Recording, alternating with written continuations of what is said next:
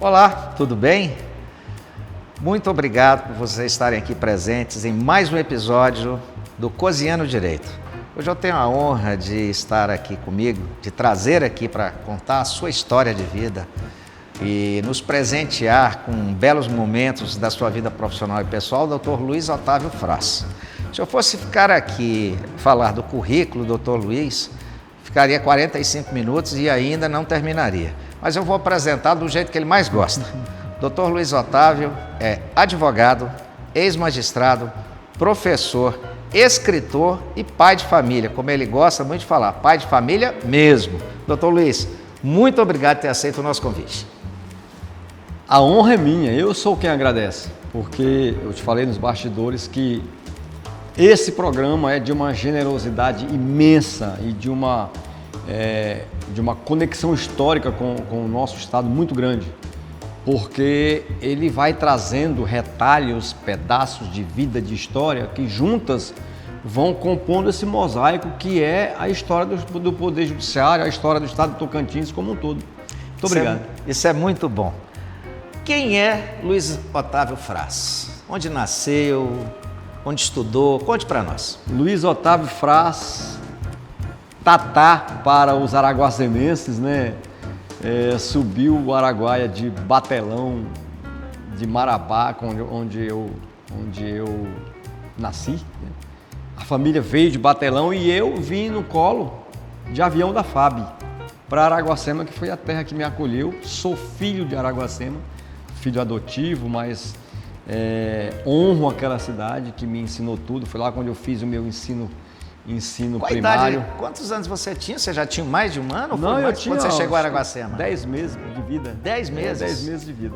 Sua família foi toda para lá? Veio a família para povoar fazendas aqui naquela região, né? Meus tios. E como é que sua família falou assim, descobriu, não, vamos sair do Marabá, vamos para Araguacema? O meu avô era dono de castanhais e de batelões, né? E o meu tio veio aqui para o sul do Pará e encontrou terras baratas. Muitas pessoas, desculpa lhe interromper, muitas pessoas não sabem o que é um batelão. Explique para elas, por favor. Batelão é um daqueles barcos a motor grandes que transportam de tudo que vinha lá porque o eixo aqui não havia Belém-Brasília, né? O eixo era os rios, né? Araguaia e Tocantins. Então esse batelão ia até Belém, trazia querosene, sabão, cosmético, fazenda de roupa, de tecido, né? Araguaia e Tocantins adentro, vendia tudo ou trocava por pele de jacaré, pele de onça, manta de pirarucu e peixe. Existia o IBAMA naquela época? Não. Isso foi antes do IBDF ainda, né?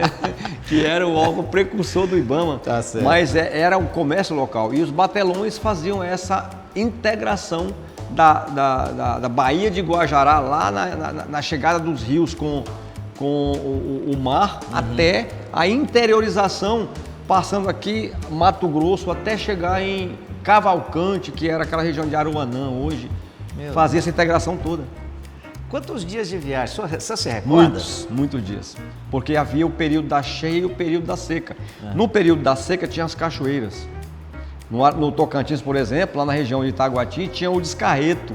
Chegava no local, não podia passar. Descia todo mundo, descarregava tudo, colocava no lombo do burro, passava para o outro lado. Ele vinha, o batelão vinha sozinho, vazio, recarregava de novo para subir a estrada. Que coisa boa.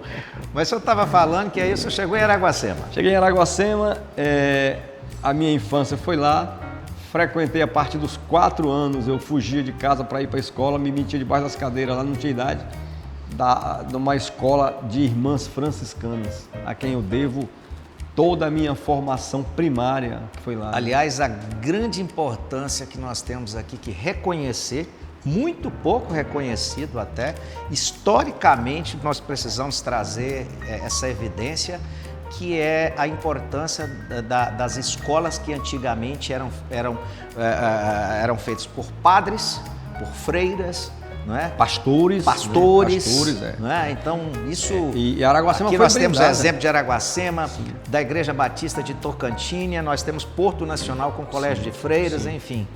Você falou tudo de cidades ribeirinhas, sim, porque o eixo era esse, né? Então, polos culturais são esses aí, Miracema, Tocantinha, Porto, Araguacema. Por quê? Porque era ali que fazia o trânsito de tudo, né? Pra você ter uma ideia, eu conheci os guerrilheiros do Araguaia, eles passavam ali de barco, traziam enfermeiras, traziam um dentista para arrancar dente, eles dispensavam remédio para nós. Eu conheci aquela gente que foi alvo da guerrilha, eles passavam por lá. A Dina, que era uma guerrilheira, ficou famosa depois, o namorado dela, que eu esqueço o nome. Então, era todo mundo passava pelo Araguaia e pelo Tocantins também. Sua escola, você falou que frequentava, e era uma escola pública. Escola pública. Eu estudei a vida inteira em escola pública. Tá brincando? Sério? Eu estudei até a oitava série. Eu estudei até a oitava série. Primeiro, segundo e terceiro ano foi escola particular, mas até a oitava série foi escola pública. Até a oitava série eu fiz lá, depois fui para Belém estudar na casa de uns parentes. Fiz o segundo grau naquela época, o segundo grau. Passei numa universidade pública, na UFPA, em Direito. E passei também numa particular. E como havia greve demais, eu abandonei a faculdade pública. Minha mãe vendeu o que tinha aqui para mandar o dinheiro para eu custear a faculdade. Minha mãe, Dona Ivan, que já foi para o andar de cima, criou 4 filhos sem pai, vendendo pinga de dose. Tá brincando. E nessa reta final ela falou, você não vai parar de estudar. Larga a federal, vai para particular. Eu precisava do diploma para comer, né? E vendeu um bocado até o broche que ela tinha, um broche de ouro lindo que ela tinha, ela me entregou para eu vender em Belém para poder custear meus estudos. Luiz, que coisa bonita. Agora você imagina hoje essa molecada aí. Rapaz, chorar me engano porque tem que acordar cedo para ir para a escola ou para ir para a faculdade, né? É verdade. Não sabem. Infelizmente, eu penso, isso é uma coisa que eu penso, que nós vivemos numa época completamente diferente, onde nós dávamos valor a cada coisa que nós ganhávamos. Não sei se você pensa assim. Eu penso. E em Belém, naturalmente, que eu me formei, arranjei uma namorada lá, né, que é minha namorada de vida até hoje, Kátia, né, mãe dos meus 4 filhos, né? Trouxe de lá também uma filha de antes do meu casamento, né? Que a minha mãe acabou de cuidar, mora em Paraíso, já sou avô de neta de 15 anos. Eu também já sou. Já Você né? vê que nós não estamos muito diferentes, não. Sou avô da minha linda Melissa, vai fazer 2 anos agora em dezembro. Pois é. Mora em Goiânia com a mãe. Sim, e a minha companheira de vida está aí, 35 anos de casamento, né? Que maravilha. Os filhos todos, eu trabalho com todos os 4 filhos, meus homens. São né? 4 homens. Todos 4 advogados, né? Trabalhamos todos juntos, no mesmo escritório. Foi por isso que eu aposentei da magistratura, mas esse é um outro capítulo. Esse é outro capítulo que eu vou chegar lá. Aí você fez você formou em Direito, veio para o Tocantins ou você começou a advogar lá no Pará? Cara, eu sabia desde muito cedo que eu queria ser advogado. Eu era expulso em Araguacema do júri, porque eu me metia debaixo das cadeiras lá para assistir o júri. E criança não podia assistir o júri, né? E eu fui muitas vezes flagrado ali, e aí a minha mãe tinha um amigo que era oficial de justiça, e ele fingia que me enxotava e eu voltava por lá e fazia de conta que não me via. E eu ficava assistindo, então... E naquela época eram os rábulas, né? Quando não tinha promotor aqui, tudo muito longe. O juiz nomeava uma pessoa da comunidade para ser o acusador, nomeava um outro para ser o defensor e fazia os juízes assim. Até num desses episódios passados do Cozinhando Direito, acho que foi com o Dr. Luciano Aides, nós relembramos que a figura do promotor era DOC, como era o oficial de justiça. Né? Exatamente. Eu conheci a figura do pretor no Pará ainda quando eu era estudante lá. Que legal. Pretor que fazia o papel de juiz. Então a gente vem dessa época, né? E eu formei em Belém. Quando eu formei, eu falei, bom, eu vou embora. Aí eu comecei a advogar desde o primeiro ano de faculdade. Eu comecei a me meter a fazer estágio e tudo. Quando eu formei, eu falei, vou embora porque vai criar Goiás, vai criar Tocantins, vai dividir Goiás. 87. Eu larguei a namorada para trás, larguei a moto que eu tinha com ela. Falei, vou embora. Depois você vai. E cheguei em Tocantins, fui acolhido pelo Mário Martins Santana, advogado que você conheceu muito bem, um dos baluartes da advocacia no estado, né? Tinha uma retórica, uma facilidade para falar que era um absurdo, né? Vozeirão, né? Vozeirão, negro, forte, valente, voz alta, né? Imponente mesmo, me ensinou muito. E fiquei com ele lá em Paraíso, advogando. De 87 até quando criou o Estado em 88. Em 89 foi o concurso para juiz. E aí você falou assim, vou fazer. Vou fazer esse concurso. Você já estava se preparando para concurso? Nada, mas eu tinha formado muito rápido, né? Muito cedo. Eu, Gil e Gilson. Dr. Gil de Araújo Corrêa. Gil de Araújo Corrêa. Para quem não sabe, Dr. Gil de Araújo Corrêa hoje é o juiz eleitoral aqui de Palmas nessas eleições, tá? Gilson Valadares, filho de 2 irmãos. Os 3 tocantinenses aqui na advocacia, né? Fizemos o propósito de estudar para esse concurso. E fomos lá para Miracema, ficamos quase 30 dias trancados na casa da dona Clédice, mãe do Gil, fazia o bolo frito e levava o almoço dentro do quarto e nós lá. Estudando. Não é que deu certo? E aí, para vocês saberem, os 3 foram aprovados, viu, gente? Passamos no concurso, né? E sobraram 4 vagas nesse concurso. Ainda sobraram? De 89? De 89. Foram 4 vagas aí? 4 vagas sobraram. Mas como é que foi essa aí? Eu passei e falou, meu Deus do céu. Eu passei, e eu já estava ganhando um dinheirinho, porque a advocacia, eu cheguei na época daquela crise do plano cruzado e tal. Sim. E comecei a ganhar um dinheirinho. Eu ganhei de honorário, ganhei uma fazenda de honorários. E dos processos. A dona Cátia veio. A dona Cátia veio atrás, já veio com... Com a moto ou sem moto? Veio com a moto, trouxe a moto também. Mas não foi de batelão, não. Não, ela veio. A moto a gente depois botou num caminhão e trouxemos. E aí... Fala, meu Deus, eu tô ganhando dinheiro. Eu ganhando um dinheirinho, já com a clientela formada. A clientela formada, Mário Santana bombando. Passei no concurso. E aí... Olha a irresponsabilidade. Eu fui olhar o contra-cheque dos juízes. Falei, não vou assumir esse trem, não. Ganhava menos do que eu advogando. Falei, não vou assumir. E recusei a minha nomeação. 26 anos de idade, 25 para 26 anos. Recusou a nomeação? Recusei a nomeação. Não quis a nomeação, pedi ao tribunal que jogasse para o final da fila, né? Perdi as minhas posições no concurso e fiquei advogando. E isso foi em 89. Quando foi começo de 90, veio aquela eleição do Collor de Mello. Sim. E o Collor de Mello, primeiro ato dele, confiscou a poupança, as contas bancárias e o dinheiro e o recurso, os investimentos de todo mundo. Eu sofri muito nessa época também. Eu estava começando a advogar. Aquilo foi um crime. Nós quase passamos fome. Meu Deus. Quase passamos fome. Eu não passei porque, graças a Deus, eu não tinha um pai. Eu tinha Jesus Cristo em pessoa, né? Eu já com meu primeiro filho no colo. Em casa, dona Cátia, já de neném novo, né? Minha mãe em Paraíso, também cuidando da minha filha. Né? Já com responsabilidade, falei, não vou. Ele veio, travou, deixou todo mundo com R$50 no bolso. E eu falei, bom, agora eu vou ter que ir para a magistratura. Foi assim que eu virei juiz, sabe? Você primeira comarca, foi aonde? Eu fui, na minha primeira comarca, eu fui juiz itinerante. Eu fui nomeado, não tinha vaga para mim. E eu ia onde tinha uma encrenca grande, eles me mandavam. Até essa Transbrasiliana que tinha aqui antigamente, eu tinha um cartão de passe grátis para viajar. Pô, eu sou prova disso, que eu me lembro, eu já falei com você pessoalmente sobre isso, eu me lembro da audiência que eu fui fazer em Tocantinópolis em 1992, você era o juiz lá. Você era o juiz lá em 92. Uma comarca que eu amo de paixão, fiquei 10 anos em Tocantinópolis, né? Lá eu pude desenvolver tudo que um juiz pode fazer de laboratório no Poder Judiciário. E o juiz pode muito.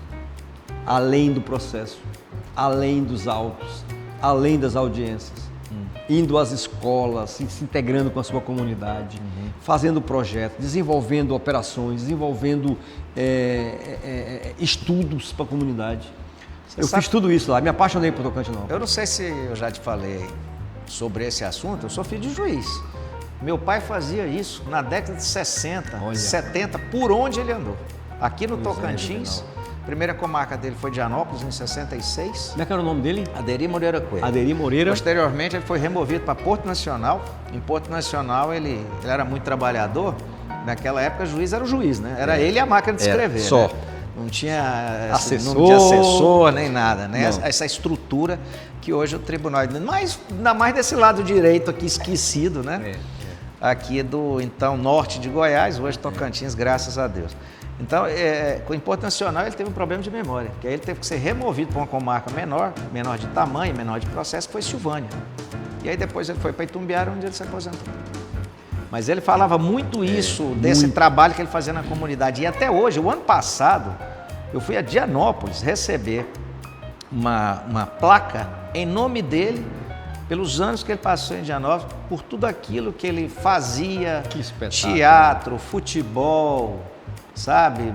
Tudo ele fazia junto com a comunidade, como você fez. Nós fundamos em Tocantinópolis a APAI, com a ajuda de professores, está lá funcionando até hoje. Nós alfabetizamos mais de 400 adultos dentro do fórum. Cada pessoa que era alfabetizada ganhava cestas básicas mensais, tinha desconto no comércio local com a associação comercial. Os presos estudavam à noite, escoltados por policiais que também estudavam. Foram projetos interessantes, viu? Que E no início sem estrutura, né, Luiz? Não tinha essa estrutura que tem hoje, né? Nenhuma. Gente, é bom que as pessoas saibam disso. Chegamos lá, não tinha mesas e cadeiras para você trabalhar. Eu peguei um caminhão emprestado da prefeitura, vinha ao tribunal, pegamos diversos móveis sem perna ou com perna quebrada, levamos de volta lá, restauramos tudo para dotar, levamos tanto móvel que sobrou. Nós doamos para delegacia de polícia, colégio, associações e tudo. Que coisa legal. Umas coisas bacanas. E Luiz, depois, posteriormente, você chegou a Palmas, né? Depois de um tempo. Meninos cresceram, né? Para que eles pudessem estudar, nós tivemos que fundar uma escola em Tocantinópolis para meus filhos estudarem. Eu fundei uma escola um centro pré-escolar. Quando eles passaram do pré para o primeiro ano, eu fiz um projeto estudantil, fundamos uma escola em Tocantinópolis particular, minha mulher era a diretora. Rapaz, essa eu não sabia. Pois é, verdade. E essa escola funciona até hoje lá. Que legal. Chama Nossa Escolinha, é isso? Vou averiguar isso. Nossa Escolinha. Até hoje funciona a escola em Tocantins. Fizemos essa sementinha plantada lá.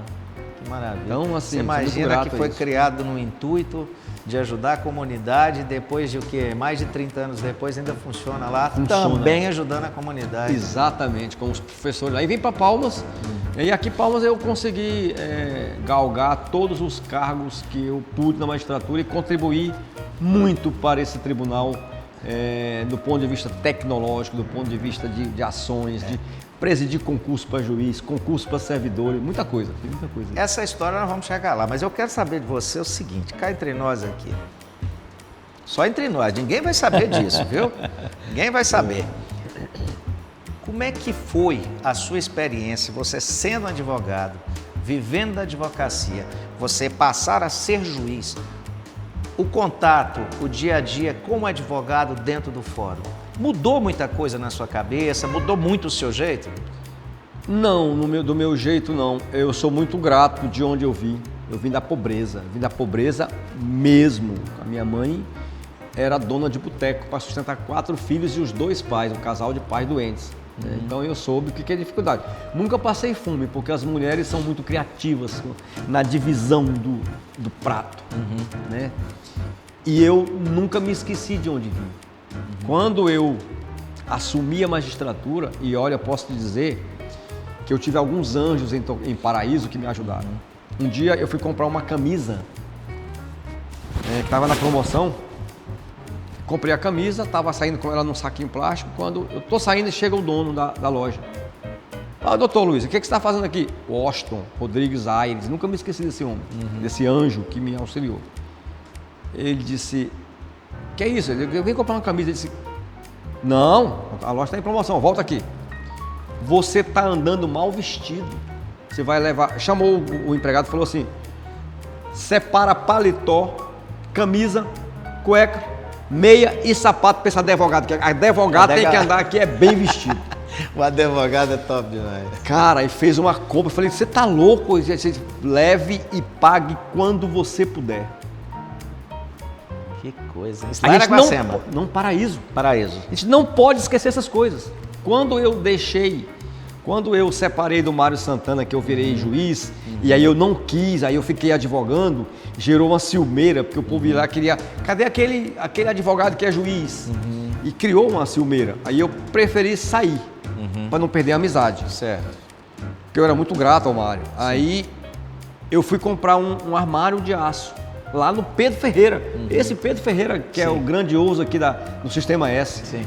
E ele fez a mesma coisa comigo. Falou, você vai levar tudo, mesa, cadeira com rodinha, armário, para pagar quando puder.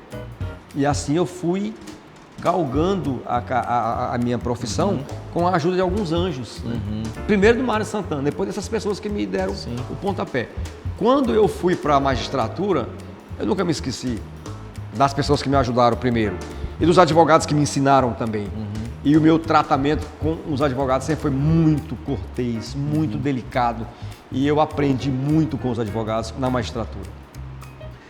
E uma coisa interessante, eu fiz essa pergunta porque muitas das vezes as pessoas falam muito, né, da diferença que é você como advogado, você pessoa, não você, Luiz Otávio, como pessoa e como juiz, né? As pessoas acham que o cargo enobrece muito, muda. Eu nunca, particularmente, desde quando eu te conheço, é a mesma pessoa.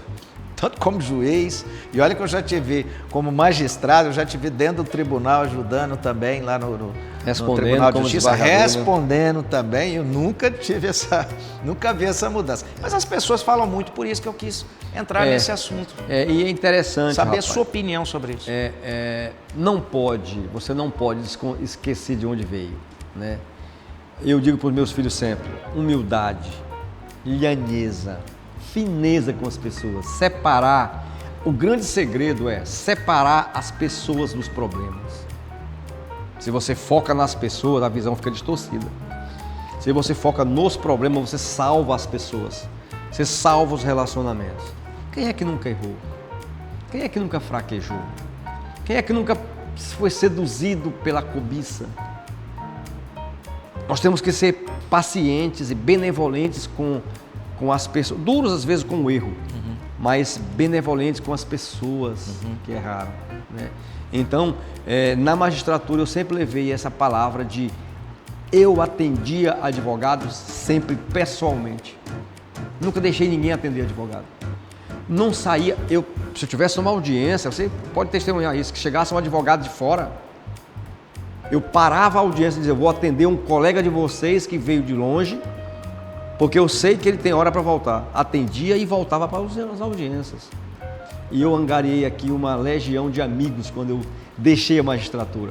E nas dificuldades que eu tive, e eu tive dificuldades, você sabe, com a OAB aí, com essa gestão atual, foram os meus amigos que me puxaram. Você, Luciano Aires, Exílio Bezerra, outros tantos amigos que eu não esqueço de enumerar aqui, que foram lá e falaram, esse aqui não, esse aqui é patrimônio nosso. E eu sou tão grato por isso. Como é que você chegou em Palmas quando? 2000. 2000? O ano 2000. Já com 10 anos de magistratura. Já com 10 anos de magistratura. Ou mais um pouco. Exatamente. E aqui eu fui para a segunda vara. E olha que interessante, aí eu fui aprender a trabalhar na capital, perto do poder, perto dos grandes advogados, né? E eu tive necessidade de me qualificar. E lá, pelas tantas, já com a família um pouco maior, os meninos já pré-adolescentes, eu já tinha feito essas atividades todas que eu disse há pouco. Eu fui para a Europa fazer um mestrado. E fiz o mestrado em Portugal, na Universidade Clássica de Lisboa, e trouxe o meu conhecimento lá em métodos alternativos de solução de conflito. Cheguei aqui agora há pouco agoniado, porque estávamos com um acordo em andamento, eu tive que vir para esse compromisso aqui, né? Mas eu passei a desjudicializar processos lá. Aí eu também me recordo, que eu já... Você fez audiências comigo, né? O tanto eu não me lembro, quando a gente chegava lá, Luiz, eu já entrava para a audiência falando, gente, olha, vai propor o acordo e ele é bom de acordo, vocês se preparem. E eu descia daquele pedestal e sentava E na nós estamos mesa falando isso de início de 2000. Sim. Eu me recordo bem, 2001, 2002, onde realmente isso começou. E posteriormente, 13, 14 anos depois, que o Código de Processo Civil veio a mudar, Exatamente, nós já fazíamos sentença parcial naquela época, lembra? Agenda com os advogados fora do judiciário. E isso tudo ainda no processo físico, né? Depois, com a chegada do mundo digital, que foi uma outra virada de chave que nós tivemos, uma terceira revolução, nós percebemos a necessidade de acelerar aquilo. E o tribunal me designou para que eu pudesse acompanhar. Pois é, já depois de você ter voltado da Europa? Ou foi antes? Foi antes. Lembra? Foi antes. A Europa foi uma consequência do trabalho que você já estava fazendo. Foi, porque aí nós conseguimos criar o Parque Tecnológico do Poder Judiciário. Em 2006 veio a criação do CNJ, mudou tudo, né? Nepotismo, aquela coisa, foi feita aquela limpeza, toda aquela asepsia do Judiciário. Sim. E aí eu vi a necessidade de ter mais formação, porque eu vi que só a máquina não resolvia o problema do Judiciário. Eu fui para lá, me qualifiquei melhor, inclusive em gestão de processo. E aí eu implantei o ISO 9001 na segunda vara com apoio do tribunal, lembra? É difícil você ver um ente público. Muitas pessoas quase não entendiam isso naquela época, Pois da é. importância que é. Hoje a gente fala disso com naturalidade, mas naquela o época era TRE, que difícil. hoje é certificado ISO 9001, graças ao desembargador Marco Vilas Boas, que é um vanguardista disso, né? E eu puxei... Justiça seja feita. Eu puxei do TRE essa ferramenta e implantamos o ISO 9001. Então eu aliei o EPROC, né, com a gestão de processo. E aí os processos voaram, né? Foi uma temporada muito feliz. Nós somos a primeira vara inteiramente online do Brasil, segunda vara civil de Tocantins. Primeira vara do Brasil a criar um Facebook. E a partir dali, lembra que eu passava a me comunicar com os advogados através do Facebook, dava relatório mensal, pautava a audiência. Eu fiz intimação de decisão pelo Facebook. Qualquer coisa, isso é uma história interessantíssima. Isso aí tem que ser. É para isso que serve o Cozinhando Direito. É isso, essas coisas precisam ficar registradas. Interessantes. Eu vou dizer até o nome, a Dorane, doutora Dorane, advogada, tem uma filha. Por sinal, lá da minha querida Natividade, da minha Natividade, terra. aí, Natividade, a menina dela é a... Minha prima. É a doutora, advogada também, como é que é o nome dela? A doutora... Anastácia. Comprou um ingresso do show do Justin Bieber. E não conseguia rodar o ingresso. Quando ela comprou na primeira fila, o ingresso foi emitido, mas não foi entregue. Ela comprou na segunda, quando ela foi na 10ª, na 20ª, já não tinha mais ingresso. Ela ingressou com uma ação para obrigar a produtora a entregar o ingresso dela. Eu dei a decisão, faltando 4 dias para o show, localizei o Facebook da produtora, intimei a produtora pelo Facebook, eles responderam. E eu falei para ela, não adianta que carta precatória que não resolve. Pega o avião e vai embora. E você vai receber isso na mão. Pois ela recebeu o ingresso das mãos da produtora e fez o show. 2016, 2017. Doutora Anastácia, hoje, a Dorane aposentou também, trabalhou grande parte da sua vida no Poder Judiciário, né? Sim. Aposentada, hoje advoga com a filha. Advoga, você vê que história, né? Que história bacana, né? É uma história boa, muito bonita. E aí, quando meu último filho formou em Direito, eu falei, eu não vou atrapalhar vocês com a minha carreira. Quando o último filho meu tiver formado, eu vou aposentar para ficar trabalhando você já com tinha vocês. isso na sua cabeça? Já, isso foi projetado, nós programamos isso. Tivesse aonde eu estivesse, eu iria aposentar, como de fato fiz e encerrei 30 anos de magistratura, voltei para a advocacia e fico muito feliz porque eu cumpri essas etapas com bastante clareza, sabe? E honradez. E olha que interessante, o habeas corpus número 1 do tribunal é meu. Ah, é? Eu participei como contra-razões do primeiro agravo de instrumento do tribunal. Tá lá, tem um processo lá, tá lá publicado lá e tá exposto lá na entrada do tribunal. Isso pra mim é uma honra, cara. Já pensou? Isso é Jurássico, né? Isso é história. Né, tá lá o habeas corpus número 1. Grandes escritores, e eu não posso achar que esse pessoal tá errado, e tem gente que acha, mas os grandes escritores, não é de agora, né, de 100, 200, 300 anos atrás, eles próprios já falavam, o que é a vida sem história? Quem não tem história, não tem vida. A realidade é essa. Aqui nas entrevistas anteriores à sua, mas saiu cada uma, sabe? Infelizmente, eu queria muito ter o doutor Sandro Bueno aqui, infelizmente falecido. Grande doutor amigo, Sandro, né? juiz também, aposentado, voltou para a advocacia também. Ele, quanto juiz aqui em Miracema, nós tivemos uma história excepcional de uma audiência feita na balsa. Um acordo feito na balsa. Olha isso. Você que gosta muito de acordo. Então, essas coisas eu não tive a oportunidade de ele contar. Porque hoje não adianta a gente contar, né? A própria pessoa, como você está contando as suas histórias, o Cozinhando Direito é isso, Luiz. É você ter a oportunidade de contar sobre a sua vida. E Sandro era um cara tão generoso, tão humilde, tão bacana, que olha o que aconteceu agora antes dele partir, antes dele nos deixar. Eu estou escrevendo um livro chamado Tocantins e Eu. Estou escrevendo, contando essas histórias todas do Poder Judiciário que se entrelaçaram com a minha história, né? Para deixar algum registro do que foi feito. E eu liguei para ele e falei, Sandro, eu estou precisando falar sobre as Meto. E eu não tenho muita coisa. Aí ele me dá um tempinho, uma semana, pode ser? Eu digo, pode, eu preciso fechar esse capítulo das Meto. Ele me mandou o capítulo pronto. Com a história, com as fotografias, eu não tive coragem de mudar nada. E eu incluí esse capítulo no livro graças à generosidade de Sandro. Sandro, aliás, um abraço aqui a Estela e o Sandro Filho, que a Luísa, certamente, né? a Luísa, a dona Maria Luísa, sua esposa, pessoas que tão amáveis, educadas, simples e graças a Deus são ainda do nosso convívio e o Sandro com certeza será eterno. Luiz, livro? Que história é essa? Já estou no meu 6º livro, né? Histórias do Tocantins, você disse? É da magistratura, da sua vida? Tocantins Como é e que Eu. A história e do esse Poder nome? Judiciário Vamos começar. tocantinense. Tocantins e Eu. Onde é que você... Onde é que eu me Achou inseri esse- nessa história, né? Onde Eu é achei que... um nome muito interessante. Pois é. Onde é que eu me inseri nisso, né? Tocantins e Eu conta a história, não é uma história para historiadores. Eu conto causos, eu conto o que passou de maneira muito irresponsável até, mas não é mentirosa, tá? Sim. Eu vou contar, porque eu sou um contador de causos, os meus livros são de causos, Que né? bom. Que bom. E eu não tenho... O Cozinhando Direito lhe agradece.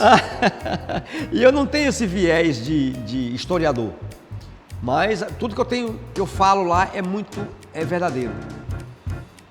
E esse livro, ele mistura a minha história com a história do Poder Judiciário tocantinense, porque eu estou aqui desde o começo. Eu vi a primeira sessão do tribunal, eu fiz o primeiro habeas corpus, eu participei do primeiro agravo de instrumento, eu vi a composição das câmaras, eu vi a mudança de Miracema para Palmas. Então eu falei, eu vou escrever de como é que foi a mudança da matriz papel para o mundo digital, para o processo sem papel, para hoje está tudo online, sabe, limpo, né, com asepsia danada das coisas, e a saída da urna manual para a urna eletrônica, como é que foi essa transição da máquina de escrever para a máquina de escrever elétrica, para o computador, como é que nós somos um sobrevivente nessa época, né? Você sabe muito bem disso. Como é que nós fizemos isso? E isso é interessante para as pessoas entenderem como é que se fincaram as bases do Poder Judiciário tocantinense, do Estado do Tocantins, né? E alguém tem que parar para escrever, senão essas histórias se perdem, sabe? Alguém tem que ter paciência de deixar os registros para gerações futuras poderem sorver as informações. Isso é muito importante, aliás, já que você tocou nesse assunto, o Cozinhando Direito nasceu exatamente para isso, para deixar os registros de pessoas que viram Tocantins nascer, não é? Exerceram suas atividades no Poder Judiciário, seja eles como advogados, seja eles como membros do Ministério Público ou como juízes, desembargadores. A minha ideia sempre foi essa. E é muito importante, não para mim, que é igual eu falei para você, o Cozinhando Direito não é do Juvenal, o Cozinhando Direito é do convidado. Ele é a estrela principal, é a vida dele, são as opiniões, são as histórias. É importante isso. E se você me perguntar uma coisa de que eu me orgulho de tudo isso, fora, claro, a minha formação da minha família, as minhas coisas particulares que, graças a Deus, me renderam a ida para a Academia Tocantinense de Letras, para a Palmense, para Araguacema de Letras. Nós temos uma academia inteiramente online em Araguacema. Araguacema, com diversos livros eu não escritos. sabia. Diversos livros escritos, né? Fundamos essa entidade com mais alguns amigos, escritores, todos de lá, espalhados pelo mundo todo. Mas o que eu me orgulho mesmo é de ter criado, ajudado o tribunal a criar a rede de conciliação, mediação e arbitragem do Estado do Tocantins. Em levar para as pessoas a solução do conflito, resolvendo os problemas. Nessa sua deixa, eu já tenho uma pergunta para você. Me corrija se eu estiver errado, até para que todos saibam. Após sua aposentadoria, você começou a advogar com seus filhos, vocês montaram um escritório e hoje você faz exatamente no seu escritório isso, essa atividade. Ou eu estou errado? É o nosso carro-chefe. Mas olha, o que é que me orgulha? Eu vou abrir um parêntese aqui para te falar o seguinte. Em Palmas, eu fui a todas as fazendas e todos os litígios possessórios que você possa imaginar. Eu fiz muitos acordos em mesas de fazenda. Como juiz? Como juiz. Eu fazia a inspeção em toda demanda agrária. Eu saía do gabinete e ia até as pessoas. Isso decorre de uma experiência que eu vivi em Tocantinópolis, que isso me comove muito. Não está no livro, tá? Eu não coloquei essa, eu vou te colocar te dar essa informação em primeira mão. Coisa boa. De uma questão possessória de dois irmãos que brigavam demais por um pedaço de terra de 20 alqueires. E na quarta audiência que eu marcava, um deles não aparecia. Falei, bom, se Maomé não vai à montanha, começa a montanha vai até Maomé, Maomé vai até a montanha, coisa assim, né? Nós vamos fazer a audiência lá na fazenda, na chácara. E fomos. Rapaz, era um rebuleiro de chegada. Nós descemos essa ladeira, pedra e tudo, e chegamos na casa, uma casa de palha, encravada num babaçoal. E me comoveu muito porque a pessoa que não foi ao fórum, não foi por desobediência, foi por vergonha. Ela tinha lepra, tinha hanseníase, estava com os dedos já carcomidos, todas as orelhas carcomidas. Quando eu cheguei que eu encontrei aquele estado, o homem até já estava com um mau cheiro já. E eu perguntei pro irmão dele se aquele rapaz morresse daí a uns 10, 15 dias, o que ele ia sentir? Eles não se falavam. Ele disse, olha, eu ia sentir muito, porque eu não pude reatar com meu irmão. Eu digo, por que você está fazendo isso com ele, rapaz? Brigando com ele por causa de uma nesga de terra dessa. Tirei uma vara, fiz a medição para criar a braça, que a braça, que para quem não sabe, são 2 metros mais ou menos. Você abre a braça e faz a medição. 25 braças, uma linha, 8 linhas, uma tarefa, 16 tarefas, um alqueire. Essa aqui é a medida do matuto. E nós medimos um talhão desse lá. Eu lembro do meu avô falando isso. Né? Exatamente. Um talhão de terra lá e mandamos que um agrimensor viesse para reconferir. Fizemos um acordo lá, no mato com ele. Cada um foi com 10 alqueires. Daí a 3 meses ele faleceu. Mas faleceu com seu problema resolvido. A partir daí eu falei... E o melhor de tudo, conciliou com o irmão. Pacificou a família. A partir daí eu falei, toda vez que houver uma demanda de terra, eu vou ao local. Tirei isso como um compromisso meu. Melhor coisa que eu fiz aqui. Eu vou fazer uma pergunta e assim, eu prometo que ninguém vai ficar sabendo, tá? Só os nossos inscritos. E a torcida do Flamengo. YouTube, né? Junto com a do Corinthians, talvez. Você falar no nosso Flamengo, nós nem falamos no nosso Flamengo ainda, né, Luiz? Vamos deixar esse capítulo à parte? Vamos. Não está nem merecendo, não, mas vamos lá. Qual que é melhor? Ser juiz ou ser advogado? Cara,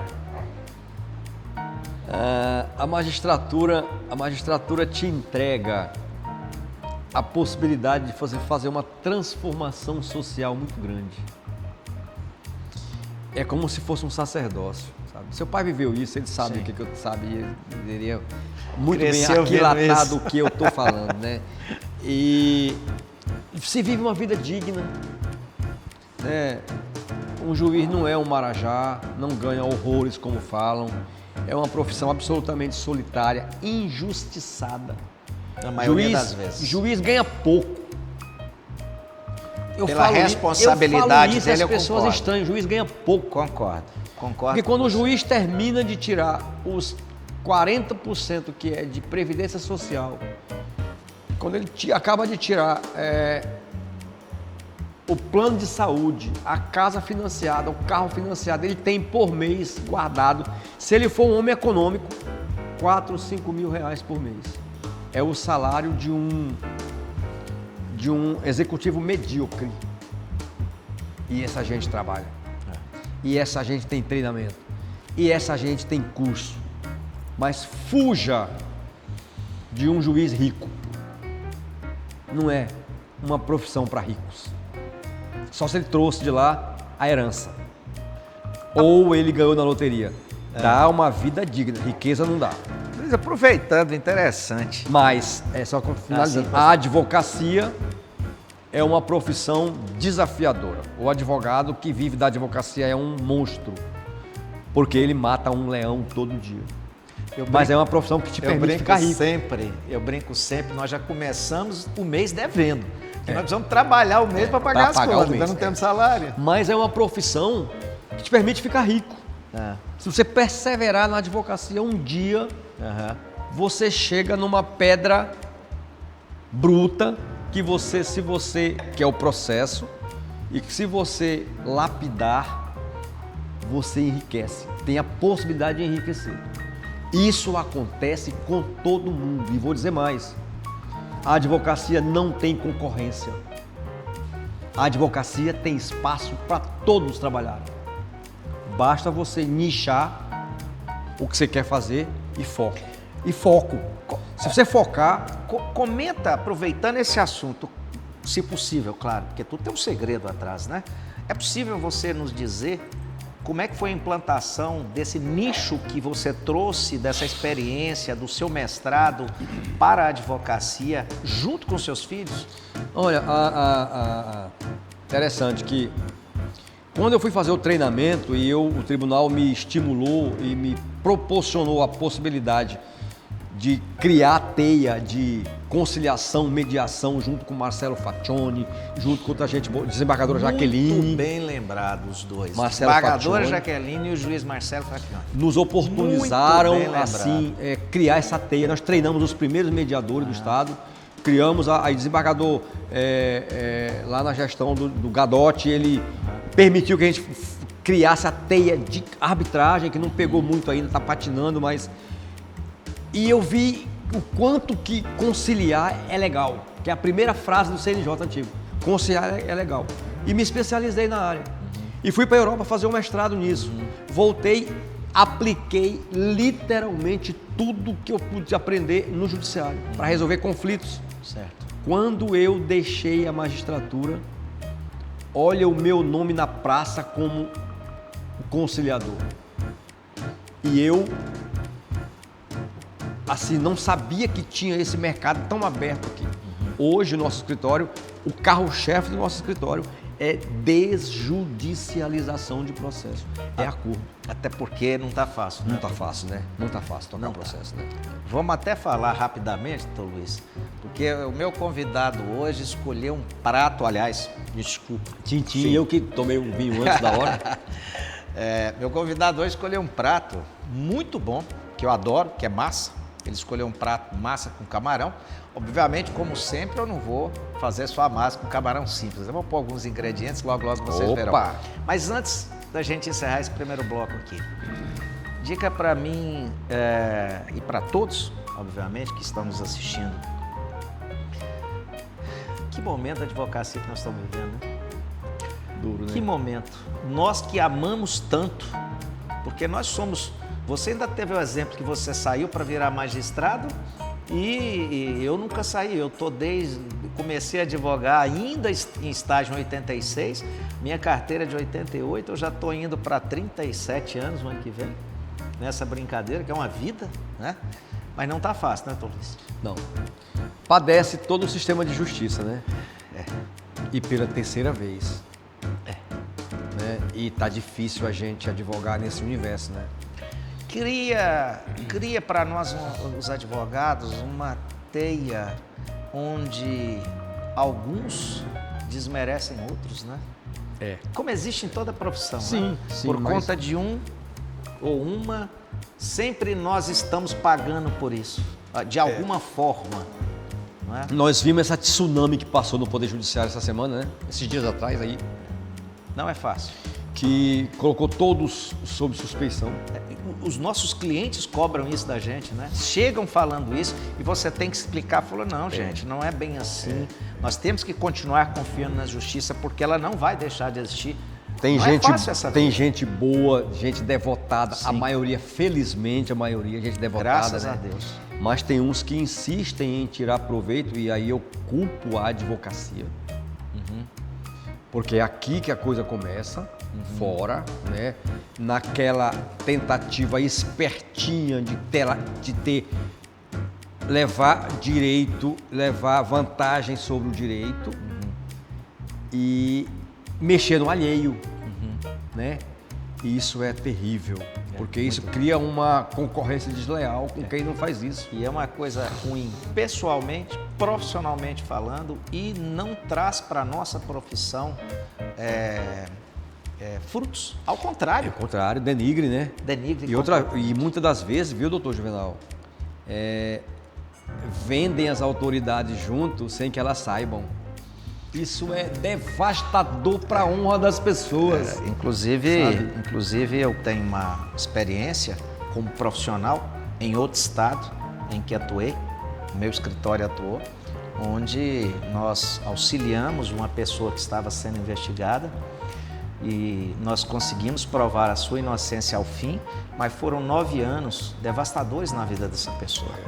Ninguém repara isso depois, né? Não. E São não pumas existe jogados ao vento. reparação moral, não existe reparação monetária, não existe. E aquilo, mas é o que o cliente, eu me lembro bem, quando terminou tudo, ele falou: cumpri o meu papel de provar que eu não sou igual aos outros. Então, Estou em paz com a minha consciência. Não é uma coisa assim? É bom. Não é fácil, não. Mas, pessoal, nós vamos interromper aqui um pouco esse bate-papo. Eu vou para a minha cozinha agora, vou tentar fazer o melhor possível no prato que o Dr. Luiz Otávio Fraz escolheu, tá? Que é uma massa com camarão, tá certo? E enquanto isso, nós vamos aqui tomando o nosso vinho, conversando, vou com minha sempre auxiliar Rosângela do meu lado, tá? Logo, logo nós voltamos.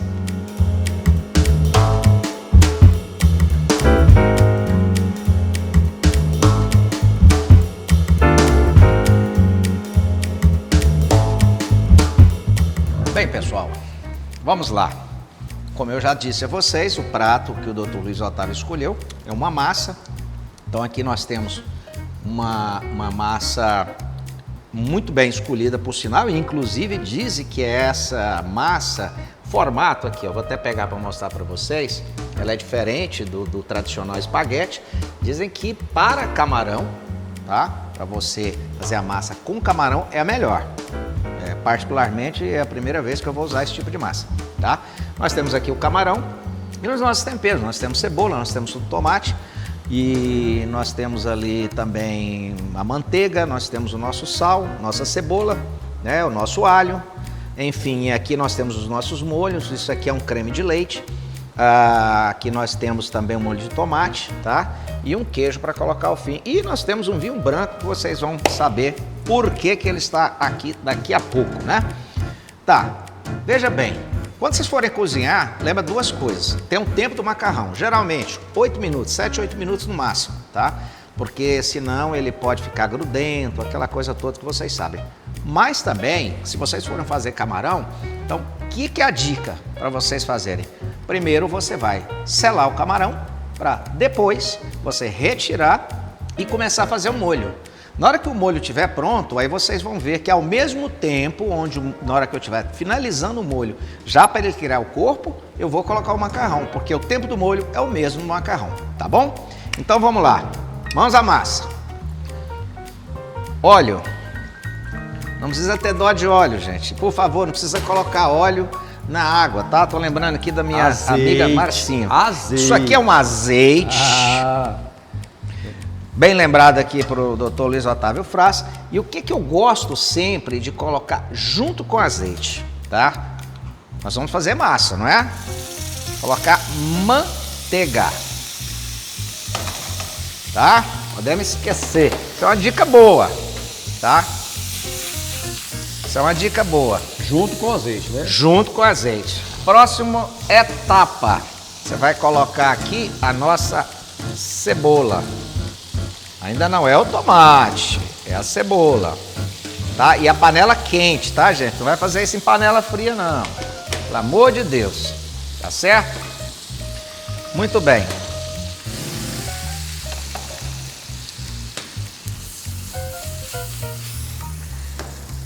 Temperos já estão aqui, a cebola vai começar a dourar, tá certo? Por quê, dona Rosângela? Fica melhor? Fica maior. É mesmo? Não, mas aqui não vai precisar não, ali ela vai ficar. Pode deixar ficar boa, mas obrigado pela dica. Dona Rosângela tá aqui me dando pitaco já, viu, gente? Mas ela pode. Tem duas mulheres na minha vida que pode, é ela e minha esposa Leíse, tá? Então aqui nós estamos colocando a cebola aqui para dourar, não deixe grudar. E aí vocês vão entender o porquê da manteiga agora, justamente porque além de dar cremosidade, a cebola, ela vai dourar sem fazer com que ela queime, tá? Para isso vocês vão ficar sempre mexendo. Mas também ao fim, vocês vão entender o porquê que nós vamos colocar essa manteiguinha, certo? Ali. Quando começar a dourar, já é hora de colocar o quê? Os nossos camarões. Eu estou usando aqui um camarão médio para pequeno, tá? E nós vamos dourar os nossos camarões aqui. Também todos vocês sabem que camarão não pode ficar muito, né? Nós vamos simplesmente dourar. Na hora que ele começar a dourar de um lado para o outro, tá certo? É a hora de você retirar o camarão e vamos aproveitar a crosta que ele vai deixar aqui. Tá bom? Eu estou usando aqui aproximadamente 200 gramas, mais ou menos, de camarão. E vocês sabem que essa quantidade aqui eu estou fazendo para o meu convidado, tá? Para o prato ficar bem bonito. E vocês vão verificar como que vai ficar ao fim, tá? Então aqui nós vamos ter que esperar um pouquinho, porque o camarão demora uns 2 minutinhos a fazer esse dourado. Enquanto isso, nossa água já está fervendo, tá?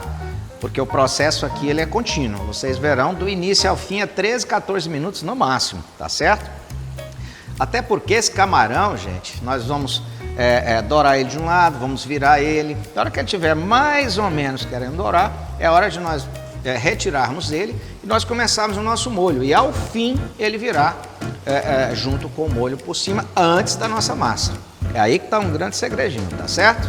E tá cheiroso, né? Tá cheiroso, Tá doutor Luiz? cheiroso. Hã? Nossa.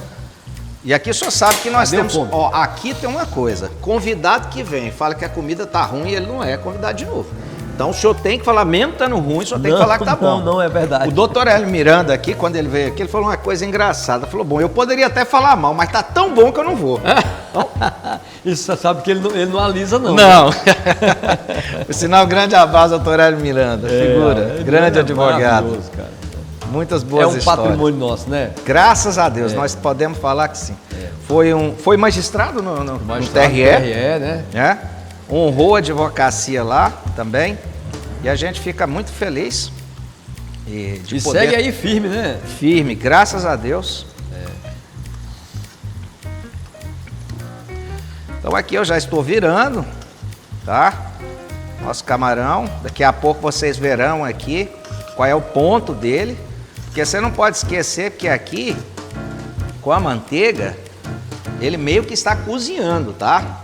Ele não está, nós não estamos aqui nem assando, muito menos aplicando ele. Ele vai meio que cozinhar na cebola. A ideia é essa, tá?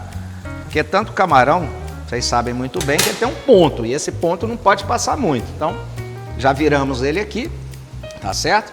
Vamos esperar só dar mais um douradinho, já vamos retirar ele e a finalização do camarão vai ser no molho, vocês verão. Enquanto isso, tomar aqui meu vinho, tá? Mas me fale aonde foi que você aprendeu isso tudo, hein? Luiz, isso aqui começou com minha mãe. Meu pai era um sujeito muito simples, né? E minha mãe também. E, Rosana, você pode mexer aí, Paulo. E essa simplicidade dele, nós tínhamos uma coisa que nós não abrimos mão, que é o nosso almoço do domingo. Faça chuva, faça sol, estávamos nós todos lá. Nós éramos quatro, hoje somos 3. Uhum. Nós perdemos a nossa irmã de acidente entre Natividade e Dianópolis, em 1979, né? E fez agora 45 anos, né? 45, 79 para 4, 45 anos. Ela faleceu com 7 anos, quase 8. E ficamos 3 irmãos. Um mora em Brasília e outro aqui. E aos domingos era o almoço familiar. 3 homens. Nossa mãe, todos 3 homens. E nossa mãe sempre nos ensinou a cozinhar. Mas os meus 2 outros irmãos não gostam muito, não. Aprenderam? Não, até que aprenderam, não gostam. Esqueceram e agora. Eu comecei a praticar isso e eu gosto sempre de fazer uma comida e outra. E nessa questão de você cozinhar, eu falei, vou unir o útil ao agradável. Um programa onde a gente fala da vida do nosso convidado, como é a sua, que está aqui nos honrando, como também a prática comida, né? da cozinha. Por isso que chama Cozinhando Direito. Pois é. Você pode verificar. O nome é maravilhoso. O nome é por isso. Cozinhando Direito ou Cozinhando Direito mesmo, sim, falando da vida profissional nossa. Sim. Tá certo? Rosana, já vamos tirar? Bora. Eu já vou retirar, gente. Nosso camarão já está no ponto, tá? Nós vamos retirar agora, nós vamos separar e vamos começar o molho, tá? E olha que o Otávio é o meu filho mais velho e o Luca, o mais novo, gosta de cozinhar. Eu adoro. Aprenderam, que eu não ensinei porque eu também não sei. Eu só sei fazer peixe. E lá na beira do rio. Lá... Na trempe, lá no trisca, sabe? Aquele peixe do estilo carajá. É o melhor que existe.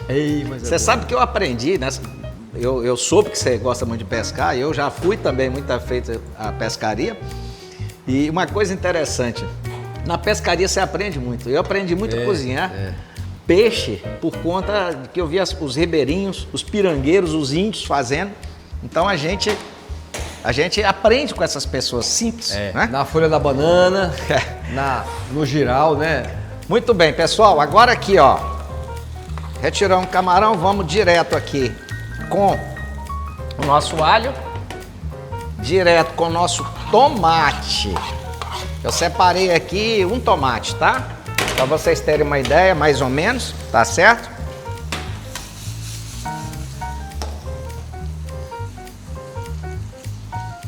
Vamos lá. Que cheirou, hein? Nossa. Deixa a linha aqui. Tá provocante, viu? Aqui vai outra dica. Eu gosto sempre de fazer o molho com um tomate bem maduro, tá? Porque aqui vem agora uma dica que nós vamos fazer, que é o quê? Esse tomate, ele precisa cozinhar.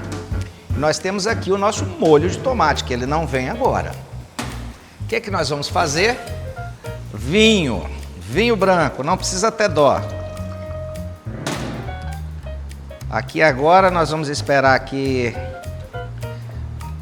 o vinho branco vai cozinhar o nosso tomate, tá certo? Juntamente com o alho. E vocês vão reparar que ele vai criando corpo. E nós vamos criar o corpo posteriormente, depois do álcool sair dessa panela, né? Nós vamos colocar aí sim o molho de tomate, que vai dar uma encorpada, e também um creme de leite, que vai dar, além de gosto, ele vai tornar o molho um pouco grosso, que vai com o macarrão ficar perfeito, vocês verão. Pelo menos eu espero, né? Isso vai levar em torno de quantos minutos? Aqui agora, então vamos lá. 2 minutos aqui para 3. E assim que nós colocarmos o molho de tomate com o creme de leite, é o tempo de você colocar a massa. Que até, Rosana, você podia até colocar um pouco mais de água aqui também, tá? Que ela evaporou, tá? Por quê? É o mesmo tempo. Quando você colocar aqui, Luiz, o molho de tomate com creme de leite, demora de 6, 7 minutos para ele incorporar, para ficar bom, porque esse tomate aqui precisa cozinhar. Nós vamos colocar o molho. Então, esse molho vai juntar com esse tomate já cozido para dar o quê? Corpo ao seu molho. E nós vamos jogar o camarão aqui. E, posteriormente, jogar a massa que você escolheu aqui também dentro. Então, o tempo é o mesmo. 7 minutos a 8 aqui, 7 minutos a 8 aqui. Por isso que esse prato é fácil de fazer. E é rápido. E nós vamos ter que dar um tempo também entre massa e o camarão, para que o camarão possa pegar o gosto, né? Porque os temperos, você viu que nós não colocamos tempero, sim, né, gente? Sim. Você viu que até agora não colocamos sal. Por que nós não colocamos sal? Porque a gente costuma colocar o sal, pelo menos eu gosto de fazer isso, após a gente colocar o molho de tomate e o creme de leite, né? Porque o molho de tomate, não sei se você sabe, ele já vem um pouquinho de sal, bem pouquinho. E o creme de leite é um pouco mais doce, né? Não tem sal. Então aqui você vai juntar os dois sabores e aí sim que nós vamos fazer o nosso tempero, tá? Mas é rápido aqui, é só cozinhar. Nosso fogo tá alto aqui nos dois. Já começou aqui a ferver o nosso vinho, ele tá exalando o cheiro dele aqui, não? Já dá para sentir? Tá maravilhoso. Se quiser tomar, pode. Não, eu vou ficar aqui no tinto mesmo. No tinto? Então tá bom. Vou ficar no tinto mesmo. E essa história de você misturar o vinho tinto com o camarão, dizem que tem que ser o vinho branco. Não, como é que então você harmoniza isso? Não. O problema do vinho depende do molho. Peixe normalmente é branco, então o vinho tem que ser branco. Agora, eu particularmente, isso quem diz é os professores, né? E o que eu faço? O que eu gosto, Luiz? Eu gosto do seguinte, depende muito do que eu quero. Então, se eu estou fazendo aqui um molho vermelho para você, eu não vou servir um vinho branco. Eu prefiro servir um vinho tinto, porque o vinho tinto ele tem maior harmonia com o tomate, que é o nosso molho vermelho. Agora, se esse molho aqui fosse branco, por exemplo, aí eu serviria o vinho branco para você, que eles se juntam mais, é mais gostoso, né? Isso dizem os professores, eu não sou professor. Né? Porque aqui o carro-chefe é o macarrão, não é o camarão. Exatamente, é aí que está. As pessoas pensam que normalmente a proteína é que domina, não é. Não é, a proteína ela apenas é um adicional que você dá ao seu prato. O nosso prato principal é o quê? Nossa massa. Macarrão. Então, exatamente. Se não tivesse o camarão, ainda assim seria um prato espetacular, né? Pelo menos eu espero, viu? Sim. Eu espero que eu sim. Também, né? Eu espero que sim. Eu também. Não vai sair, como era o nome da sua mãe? Dona Ivan. Dona Ivan. Dona Ivan, eu vou falar uma coisa, não vai sair o macarrão dela, mas espero que fique pelo menos parecido. Cara, deixa eu te contar a Dona Ivan. Todo bom sertanejo, todo bom matuto lá do interior, naquela época tinha um porco no fundo do quintal de casa, né? E esse porco ia crescendo lá e a gente botava a lavagem, né? Isso era uma linguagem muito chula até, mas é assim que era, né? O resto de comida, o resto de fruta, era tudo lá com ele. Era o resto de tudo. O resto de tudo. Aí aquele porco crescia, ficava gordo no ponto de abate. No dia do abate desse porco, festa. Era uma solenidade na casa. Chamava os vizinhos, chamava alguém para matar o porco primeiro, né? Aquele é horroroso, né, cara? Aquilo machuca o animal com um machado, aí sangra, aí pendura aquilo, corta, queima para tirar o couro, né? Raspa aquilo lá para limpar, aí abre, tira, aí a minha mãe dava um pedaço, os pés, a cabeça, a fossura, né? Que são os miúdos, né? E aí começava o trabalho de família. O trabalho de família era... Que era cortar. Todo mundo ia cortar, picotar em quadradinhos para fazer o quê? O torresmo. Fazer o torresmo não. Como o porco era muito gordo, fazia-se a banha, né? Botava aquilo num tacho, fervia aquilo tudo. É uma das poucas carnes ou proteínas, gente, que se aproveita de tudo. Até a cabeça do porco, na zona rural, tem uma função. Ele não é jogada fora. E aí o que a gente fazia? Vinha de mamando a caducando. Criança, adulto, jovem, né? Separava a carne, a gente cortava a carne para fritar, para colocar nas latas. Naquela época não tinha geladeira. Essa região aqui não tinha energia elétrica. Salgava, né? Salgava, fritava. Colocava na lata. Colocava na lata. Com a banha. A carne de com lata. O óleo da banha. Com o óleo da banha. Aí você separava aquele torresmo todo, né? Ficava uma montoeira de torresmo. Vocês estão vendo que o meu convidado aqui, além de historiador, além que eu falei para vocês no começo, além de professor, historiador, né? Graças a Deus ele tem, como eu também, a gente não se vergonha de nossas origens. De jeito nenhum. E essa é a história que nós temos que contar de vocês, exatamente para isso. E aí a gente distribuía o torresmo para a vizinhança toda, né? E a carne ia para lata, a gente comia ali o sarapatel, né? Fazia o sarapatel, aí todo mundo comia ali na hora, o fígado, que fazia parte da festa, né? E depois que a gente botava a banha nas latas, o que sobrava, colocava nas garrafas para ir se alimentar durante. Era o nosso óleo, né? Bom, vamos aqui, ó. Tá pronto aqui já. Vamos colocar aqui o nosso tomate, tá bom? Vamos mexer. Nosso molho está começando a incorporar. Você vai ver que vai mudando aqui, Luiz. É verdade. Vai mudando aqui. Nosso creme de leite. Tá? Ó, você coloca um pouquinho aqui dentro, ó. Dá uma mexida. Tem muita coisa ainda aqui, viu, gente? Ó. Pronto. Toma aí, dona.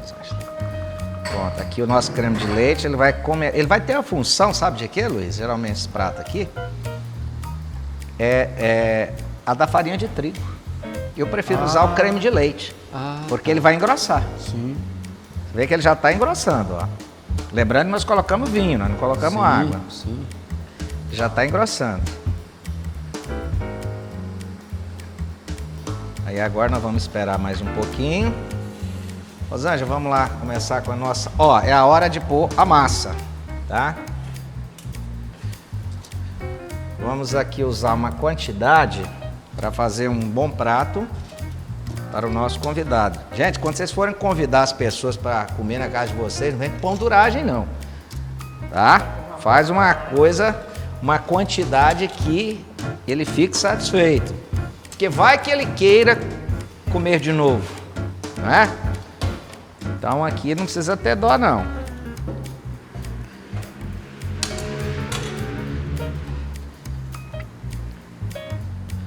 Luiz, chegou o momento aqui, até que Dona Leís chegou ali, minha esposa, né? A gente tem que falar que ela chegou, porque sim, claro. Uma hora dessa da gravação a esposa chega e você nem fala.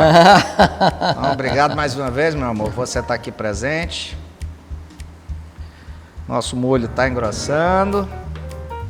E com um pequeno detalhe, esse tipo de molho aqui, ele não pode ficar muito grosso. Ele tem que ficar de uma maneira tal que, como você falou bem, qual é o prato? É a massa. Então não adianta você colocar aquele molho grosso, não vai funcionar. Porque aqui a massa vai lá. Então você tem que ter uma quantidade de líquido, viu, gente? Que quando você colocar a massa, justamente para quê? Porque aí vem os sabores. E agora é a hora de você provar. Dona Rosângela, faz favor lá. Vamos pegar aqui um... Vou pegar com a mão mesmo, que eu não sou desses... Acho que tá bom. Isso é o Dá quê? uma mexida. Isso é sal. Isso é um sal com ervas, que eu gosto muito de usar, né? E aqui você coloca uma pitada. E aí, obviamente... Já quase finalizando, né? Já que nós estamos finalmente já. Agora aqui com isso, a Dona Rosângela vai pegar uma colher. Tem alguma colher aqui? Não? Só abre aqui, por favor. Porque programa ao vivo é assim, ó. A gente faz tudo na hora, tá? Isso. Lava aí, por favor. Vamos começar a ver como é que tá nosso tempero aqui. Lembrando, eu não coloquei sal na massa.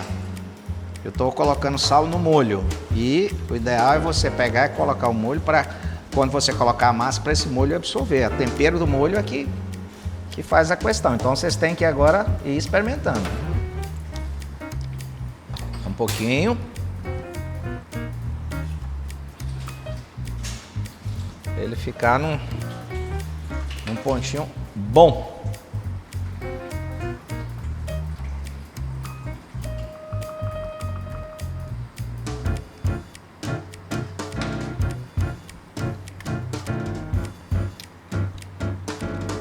Eu acho que tá bom. Come meu teste a Dona Rosângela, por favor. Tem essa honra. Eu colocaria até mais uma pitadinha de sal, por favor.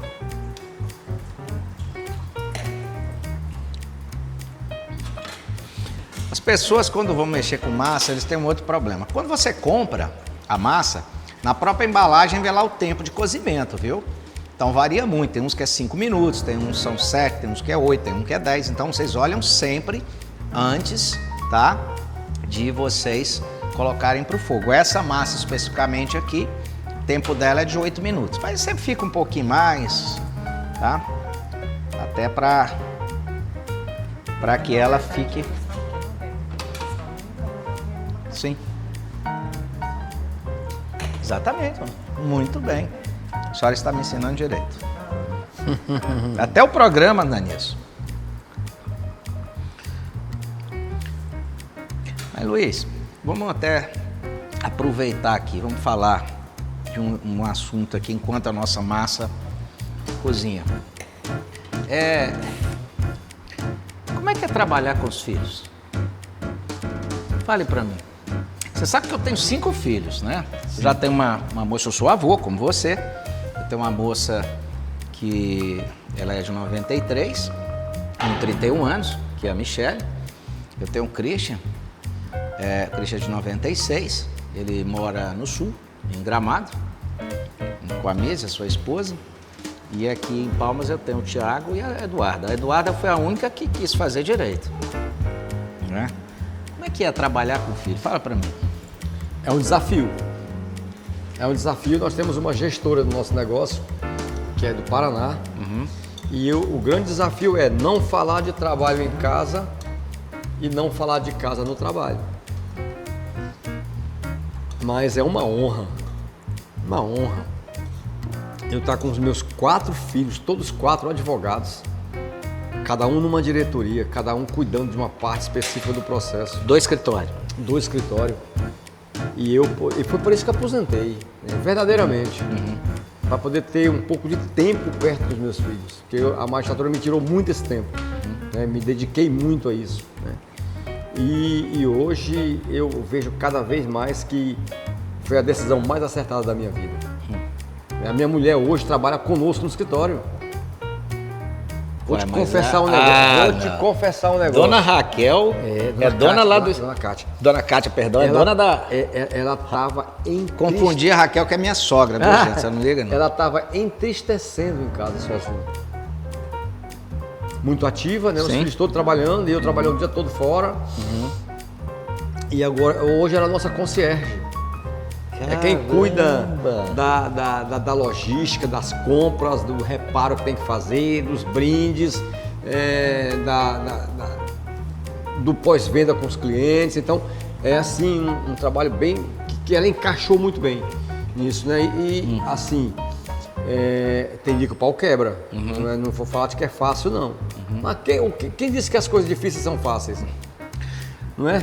As coisas melhores são as mais difíceis, porque você aprende ganhando e quando perde. Pois é. Você não concorda?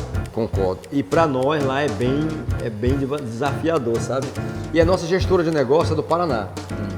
Você conhece muito bem, a Bia Machado, né? Por sinal, você me passou o contato dela e muito obrigado por isso. Pois é, e ela tem nos colocado no eixo, sabe?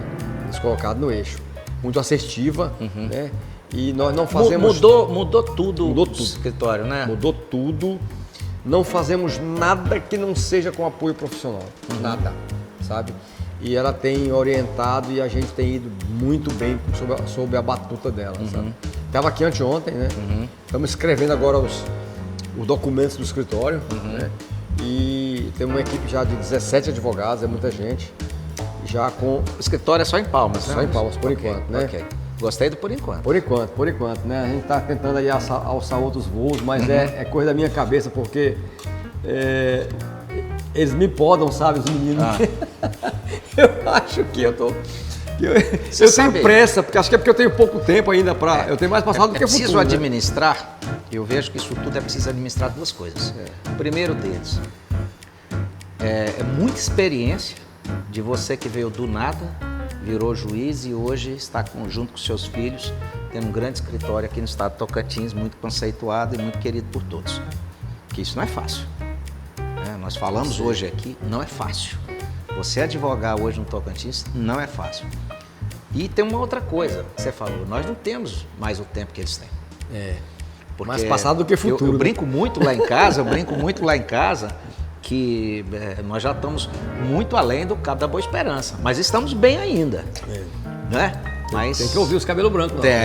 Tem que ouvir, pelo menos os meus, né? Porque o seu nunca teve.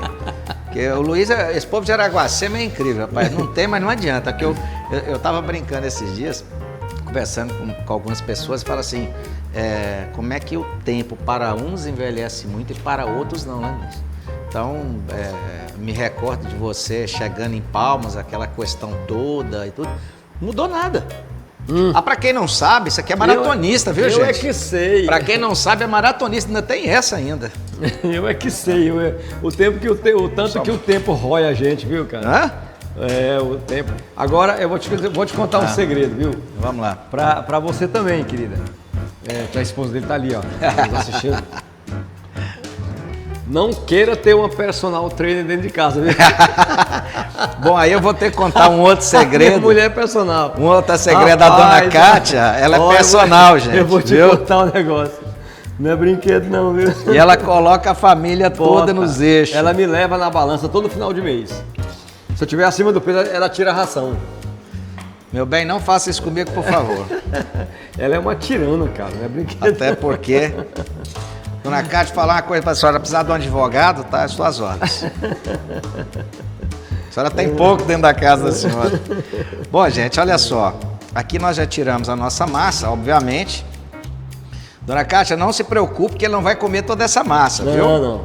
Aqui nós colocamos uma quantidade de massa, tá? Aqui tá bom, Dona Zé? A senhora pode mexer, por favor? Aí nós colocamos a nossa massa, que está no ponto. Lembra que eu falei com vocês? Ao mesmo tempo, com o molho, com a massa. Tá certo? Aí agora nós vamos, depois de colocar a massa, algumas pessoas preferem colocar o camarão primeiro. Eu prefiro colocar a massa primeiro, porque o calor da massa e do molho, no meu ponto de vista, tá? Pelo amor de Deus, como eu disse, eu não sou professor, tá? Mas o calor do molho e da massa vai cozinhar, vai terminar de cozinhar o nosso camarão. Então aí, depois de pronto, nós vamos fazer aquela famosa aberturinha aqui no meio, por favor. Vamos baixar o fogo, tá? Importante, tá bom? Não vai baixar muito não, só um pouquinho. Aqui, ó, vamos colocar o nosso camarão aqui, por favor. Aí agora nós vamos colocar o nosso camarão. Todo no meio. Por que você tem que aproveitar esse meio? Por causa da chama, gente, né? Então nós estamos mexendo com a tendência de panela, onde a chama no meio, ela é melhor do que, tá? E aqui nós vamos fazer a nossa última prova do nosso tempero, tá? Como eu conheço o Dr. Luiz, que é um maratonista, esse homem aqui corre 70 quilômetros no deserto, 50 graus, tá, gente? Então eu sei que ele gosta de pouco sal, eu não estou colocando muito, por isso. Então vamos deixar isso aqui num tempero nem muito com sal, mas também posso ficar com pouco, né? E aí vai acontecer aquilo que eu falei para vocês aqui, ó, o nosso camarão, ele vai terminar de cozinhar aqui dentro, tá certo?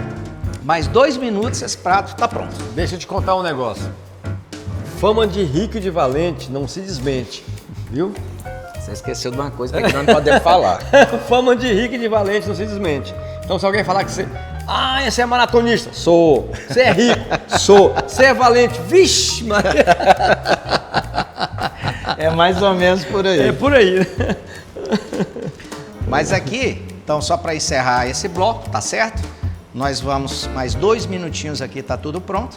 E aí nós já estaremos na nossa mesa apresentando o nosso prato para o nosso convidado e esperamos que ele goste, tá certo? Ixi. Até daqui a pouco.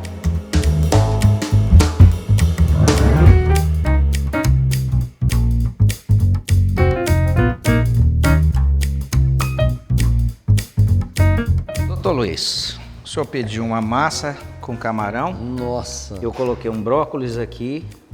E lembra daquele molho? O senhor vai experimentar. Se ficar ruim, o senhor também não pode falar. Finge, porque né? senão todos vão entender, né? Então fale que ficou bom. Como é que diz? Bom apetite. Fernando Pessoa, o poeta é um fingidor. Finge tão completamente que às vezes finge que é dor, a dor que deveras sente. Professor sempre professor. Não é? Bom apetite. Nossa, Espero que o senhor goste. Deixa eu ver.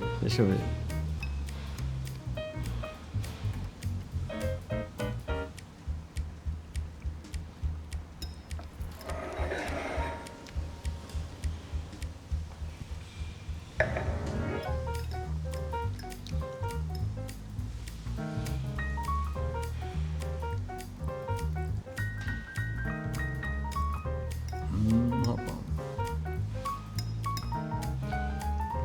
Como é que diz o Hélio Miranda? Eu podia até falar mal, mas tá tão bom que eu vou falar bem. Viu, doutor Hélio? Tá copiando aí do senhor. Ó. Ô Hélio, vá, rapaz, o cara tá pronto, viu? Pode deixar de advogar, ó, sossegado, né? Mas Luiz, vamos aproveitar enquanto você como falar de coisa boa. Vamos falar de família. É um assunto que você quase não gosta. Vamos. Você falou muito pouco de família hoje, né? É mesmo. Todos os tópicos, toda hora que nós estávamos conversando, você estava falando de família. É, O verdade. que representa a sua família para você? Tudo, né, cara? Tudo. Família é tudo. Um homem sem família não tem base nenhuma. Eu digo para meus filhos lá em casa que um homem só prospera com família. Cara, é incrível isso, sabe? Você pode ter a grana que tiver, se você for solteiro, você não prospera. Me aponta aí um solteirão rico, Feliz. feliz, Solteiro rico. resolvido. Feliz. Resolvido. É impressionante como você só prospera com a base familiar. E olha, as pessoas te invejam, não é pelo que você faz, não é pelo que você consegue de dinheiro, é pela sua felicidade. E não há felicidade, na minha concepção, claro, fora da família. Você vê os filhos, você vê a sua mulher gestar, né? Parir, que é uma coisa assim brutal, mas é absolutamente divina. Cuidar e você moldar, ajudar a moldar uma personalidade e criar, dá trabalho. Criar não é brinquedo, não. Eu ia até em batizado de boneca, nas festas dos meus filhos, tudo. Mas se você consegue acompanhar seus filhos de perto, sua mulher junto, seus filhos juntos, não degenera. Então, se você terceiriza a criação, aí o risco é muito grande, né? Pela correria, pela vaidade, pela falta de... Nós estamos vendo alguns exemplos por aí, né? Que nos circundam, né? Infelizmente. Porque hoje a exceção virou regra e a regra virou exceção, né, Luiz? Infelizmente. Então a coisa não está... Para nós pais hoje, é muito difícil. Você vê, eu tenho um filho de 6 anos. Minha mais velha tem 32, eu tenho um filho de 6. Olha aí. Foram criados em momentos diferentes, em mundos diferentes, e a gente tem que estar sempre absorvendo isso e tentando acompanhar, que não é fácil. Não é fácil, não. Não é fácil. Meu menino de 6 anos me ensina como é que mexe no celular. Eu não sei, eu sou péssimo. Já nasceram chipados, né? Sabe, é uma coisa incrível. Eu falo muito com minha esposa isso, que a dificuldade que a gente tem é de tentar, nesse mundo de hoje, dar uma criação familiar para os nossos filhos. Hoje, dos seus 4 filhos, você tem 5, aliás, né, que você me falou, mas dos 5 filhos, hoje tem algum que ainda mora com você e a dona 2. Cátia? Vocês ainda têm aquela mania que antigamente nós tínhamos de almoço nos domingos? Total. Todo domingo é juntos.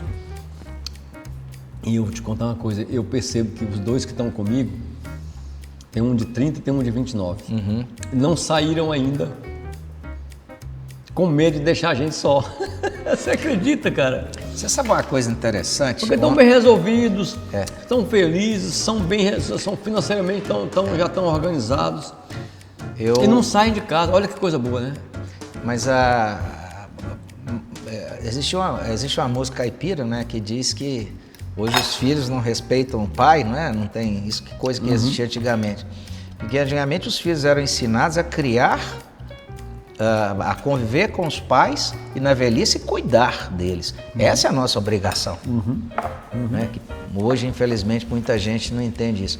Eu tenho uma mãe com Alzheimer há 15 anos. E não só eu e meus irmãos cuidamos dela, mas como também, dentro da possibilidade, toda a nossa família. Né? Ela hoje, ela viveu com a gente aqui no Tocantins, até 3, 4 anos atrás. Agora em novembro faz 4 anos que ela está em Brasília, onde mora meu outro irmão, e sendo bem cuidada. E ela hoje não conhece os filhos, ela já não tem mais aquela noção de nada, já não conversa, mas para nós é como se ela estivesse bem como era antigamente. A gente não faz essa diferença. A gente tenta dar isso a ela, dar esse conforto, porque isso nós aprendemos com os nossos pais. E é isso que eu quero passar para os meus filhos de hoje.